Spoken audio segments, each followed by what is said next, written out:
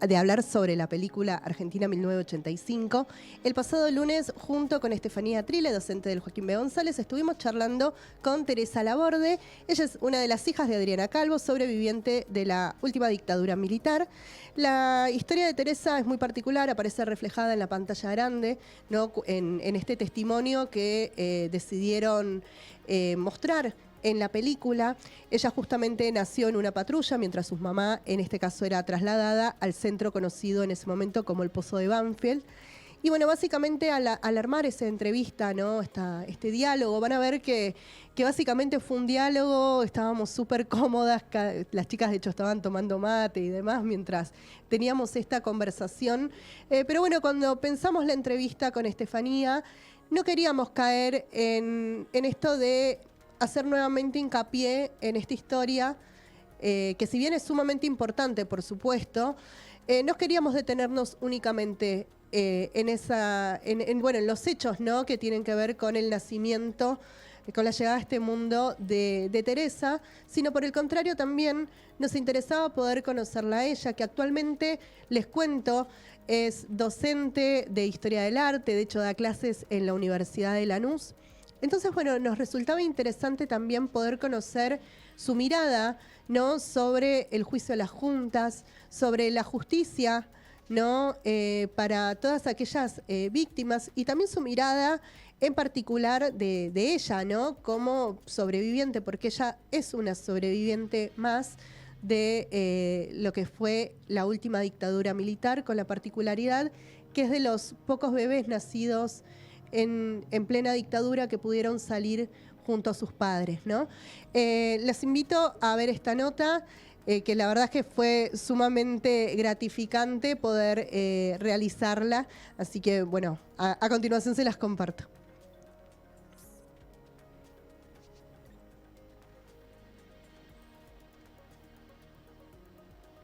Muy bien, en este bloque de Ahora Nosotras nos acompaña la profesora Estefanía Trile, que es docente egresada del Instituto Superior del Profesorado Joaquín B. González. Bienvenida, Estefanía, ¿cómo estás? Bien, y Bueno, gracias por la invitación. Hola Carmen, no, por favor, hola muchas Teresa. gracias. Bueno, y hoy Hola. tenemos una invitada muy especial, que ya la estamos viendo ahí en imagen. Tenemos como invitada a Teresa Laborde. Ella es una de las hijas de Adriana Calvo, y actualmente es docente, precisamente, y mantiene viva, ¿no? la memoria de sus padres, así que es un placer tenerla con nosotros. Bienvenida, Teresa, ¿cómo estás? Hola, hola a todas. Bueno, muchas Hola. gracias. Bueno, hay muchos temas en realidad para poder ir charlando con vos. En principio, me gusta que ambas tienen el mate. Yo estuve Sí, medio floja hoy, me quedé ahí con un vasito de agua, no llegué. Pero bueno, hay muchos temas para poder comenzar a dialogar con vos, Tere. En principio, bueno, esto, ¿no? Que fue el estreno hace unas semanas de Argentina 1985. Está todo el mundo hablando de esa película. Sé que fuiste junto con tus hermanos invitada al estreno. Así que bueno, me gustaría que puedas compartir a lo mejor las impresiones que te dejó, no solamente ver la película, ver el testimonio, ¿no? de tu mamá, en la pantalla grande, sino bueno, por otro lado también ese encuentro, ¿no? Ese estreno donde sé que hubo muchos y muchas activistas de derechos humanos. eh, en el estreno no hubo muchas activistas. Yo fui a la van premier, que no fue el estreno que hubo una función el jueves. Pero bueno, no importa, eso es un detalle menor. Estuvo buenísimo, igual iba a la van premier, casi me da, quedó en un coma cholulil de tanta gente que había. Eh, la película estuvo un fenómeno porque no es algo que, o sea, sí sabía, porque cuando nos enteramos de la película con mi hermana, nos contactamos con el director Santiago Mitre, que nos atendió muy amablemente, y bueno, y nos aclaró algunas dudas que nos dejaban un poco intranquilas. El testimonio de mi mamá está en archivos, con lo cual legalmente no tienen que contactarnos, no es que lo digo como un reproche, pero sí estuvo bueno hablar con él. Eh, bueno, qué sé yo, es ficción, el arte tiene eso. Soy profesora de Historia del Arte, justo, y de Estética en la Universidad de Lanús. No importa, si mi mamá estuviera viva seguro la contactaban por una cuestión de investigación. Pero fui como un poco a la defensiva, diciendo para qué van a usar el relato.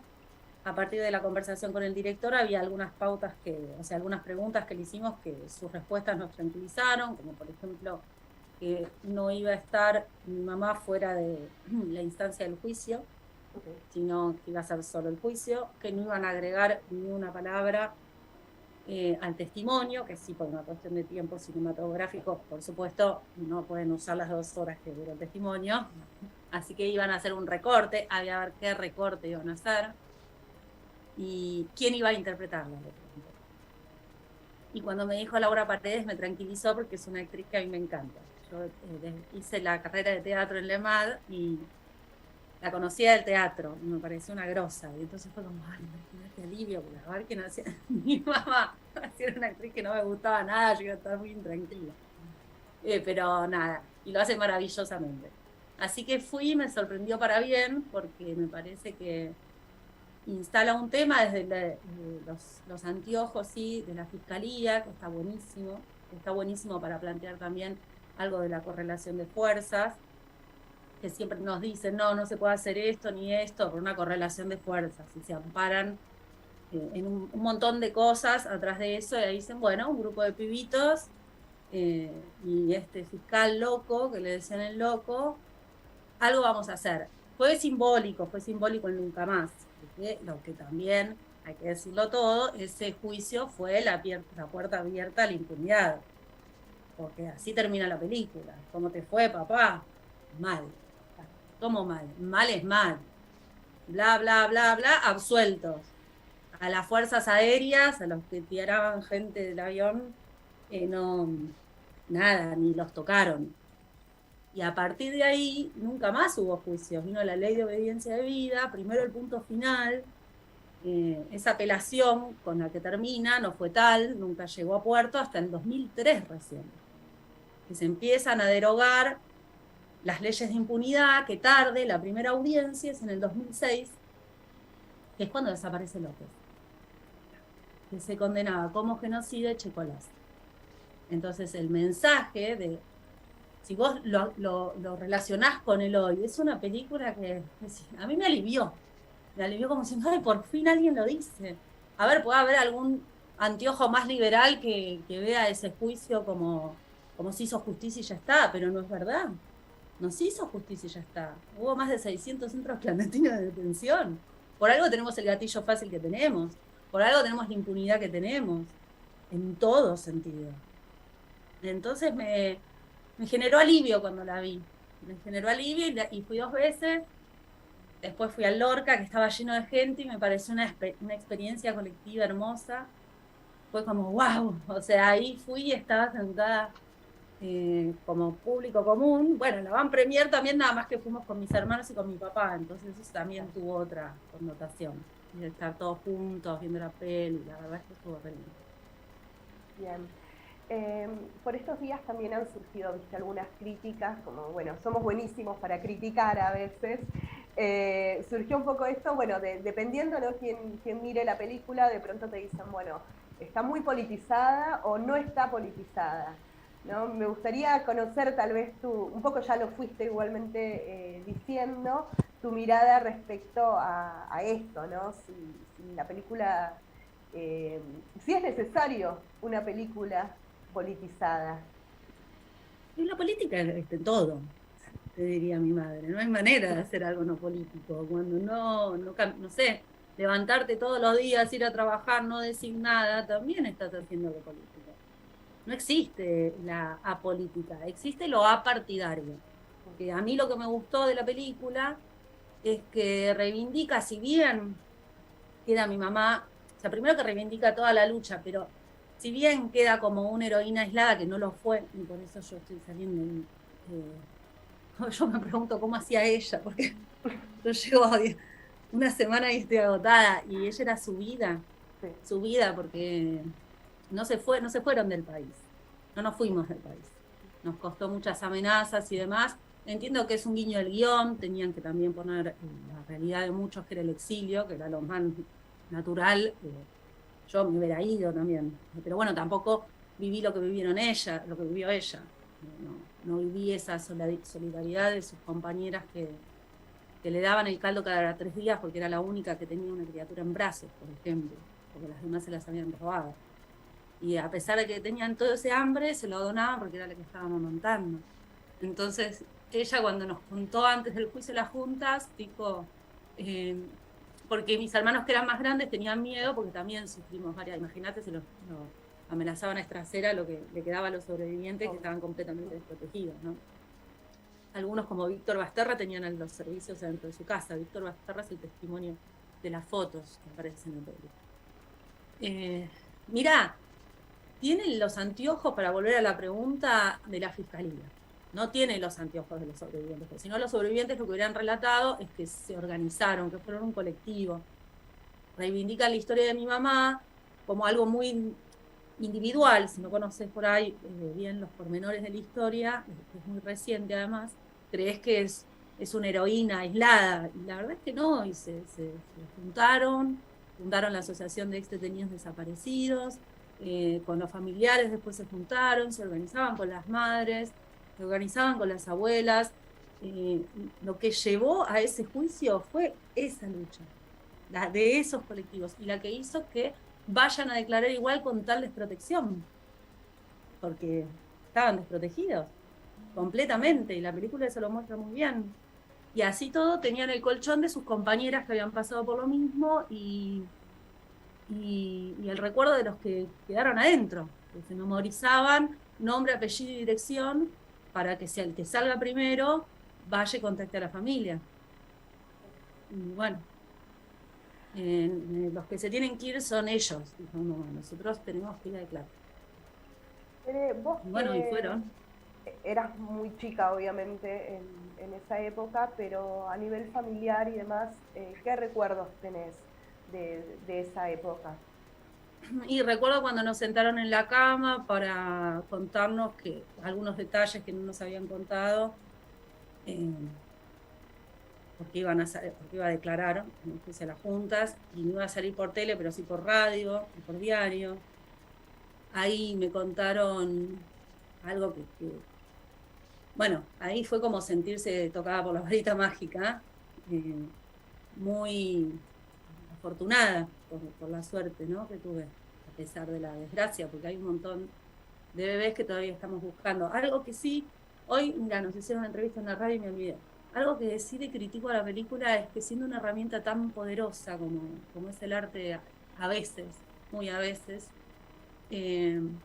no haya puesto una placa de los nietos y nietas que falta rescatar, porque faltan como 300. De las madres que me protegieron a mí, faltan por lo menos 4 o 5 de las que compartían celda con mi mamá. Cristina Navajas, por ejemplo, estaba embarazada y no sabemos todavía dónde está su hijo o hija. Nada, como está llegando a cada rincón del mundo por ahí, o no sé si del mundo, pero sí del mundo occidental, está haciendo las abuelas, la herramienta de búsqueda, y la que más le resultó fue la publicidad, porque como jurídicamente es una impunidad total, hay que ser cuidadoso cuando le dice, y con las fuerzas aéreas, ¿qué va a pasar? Y hay que ser cuidadoso, le dice el personaje de Trasera. ¿Y qué es cuidadoso? Y yo ahora, ¿se acuerdan de esa escena? Sí, sí, sí. Me estoy limpiando cuidadosamente. Era como, bueno, juzgo a este, que después hago unas leyes de obediencia debida y qué sé yo, y listo. Si no, ¿por qué nadie buscó a López cuando desapareció Julio López? Nadie lo buscó del Estado. Perdón, Estefanía, ¿te gustaría Y abre la puerta para algo? decir eso, que es una realidad. Porque a nosotros en 2006 también nos amenazan cuando desaparece Julio López. Mi mamá declaró en el mismo juicio, en el 2006, que iban por el genocidio, por la figura de genocidio, para que no los manden a cárcel común, porque ese señor que dejó colgando el cordón, que además después le hizo limpiar a mi mamá, que era torturador de embarazadas, básicamente, y ladrón de bebés, básicamente, torturador de embarazadas y de bebés. Siguió trabajando durante muchos años en una clínica, me decía, ahora está sentado en su casa. tomando un café y más rico que tuyo y el mío, y tomándose el mejor vino y un whisky por nada. No tiene una casita, tiene una mansión. Entonces, no estaban juzgados, o sea, no fueron juzgados, los juicios fueron muy a cuentagotas. Era, golpeo una puerta, 10, 3, 20, 50, y por ahí una se abre y después te la cierran, y así. Entonces esta película vino a mostrar el horror que fue, que en todos estos años nadie lo quiso mostrar. La verdad es que nadie lo quiso mostrar. Perdón, yo recién le preguntaba a Steffi si quería intervenir porque pobre no la dejé hablar hasta ahora. No, yo no la dejé hablar. Acá Estoy fascinada porque a nivel histórico la película mantiene un rigor interesante, pero bueno, más allá de la parte metodológica e historiográfica, creo que tiene mucho más que ver con las emociones y con la construcción que se hace, ¿no? de la identidad. Y mi pregunta por ahí va más como mamá, como docente, como hija, pero sobre todo sobre tu presente. En una nota que leímos hace un tiempito, hace unos días, con Carmen, vos decías que una vez le habías como cuestionado a tu mamá el nivel de exposición que tenían, y tu mamá dijo, es preferible ser visible, no ser invisible, ¿no? Sí. Y en ese mismo momento vos agregás que la lucha de tu mamá sirvió para que la sociedad abra los ojos y cambie la historia, ¿no? Entonces, en esa línea de pensamiento es, ¿cómo lograste vos, si lo lograste hacer, si pudiste hacerlo, transformar esa memoria individual, familiar, con ese acercamiento al dolor, ¿no? y a la frustración, porque la justicia no sale? ¿Cómo pudiste, si lo lograste, transformar esa memoria individual familiar en algo colectivo para cambiar la historia? O sea, ¿cómo se construyó por ahí desde tu lugar? Y ahora te redoblo porque yo no sabía que eras profesora de arte. Si eso se puede construir, o sea, si podemos construir un arte político, un arte de denuncia y un arte de resistencia en estos términos. El arte siempre es político, cuando es abstracto también es político. Yo sigo sosteniendo eso. Y no me planteé cambiar la historia, la verdad. no me lo planteé. También, o sea, mi mamá estuvo viva hasta hace 10 años y esa bandera la llevaba adelante. Yo lo canalicé más con trabajar con las primeras infancias, que ahora estoy un poquito alejada, con los chicos que son vulnerados hoy, porque el terrorismo de Estado está en los barrios, porque la policía es cómplice de todo mal, y eso lo vi. Y también me amenazaron en los barrios. Siguen ahí. Hoy en el programa de Ver Coach se sorprendía porque había ahora una reacción como popular de derecha. Y bueno, esos son los medios masivos de comunicación que tienen más llegadas, son más constantes, y le dieron un respaldo a ciertas figuras, pero que siempre estuvieron. Me parece a mí, o sea, ahora tienen como un respaldo. Lo que sí hice fue trabajar como en comedores con los chicos, tratando de, bueno, hice alfabetización, tenía un grupo que se llamaba PACHTA, Proyecto de Acción Comunitaria El Hombre y el Arte, desde que era pibita, desde los 15, 16, que hacía circo, teatro, y siempre me iba para ese tipo de militancia, de tratar de generar igualdad de oportunidades. O sea, el tema de acostumbrarse a... Por eso no quería criar a mis hijos acá.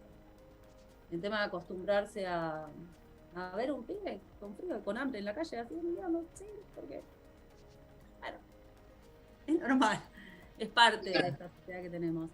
No tendría que estar, pero hay tanta violencia institucional, y bueno, en los barrios pasa de todo. Yo cuando trabajé con chicos, trabajé en un programa que se llamaba PAEVIT, Proyecto PAEVIT, era de alfabetización y trabajo, y estamos.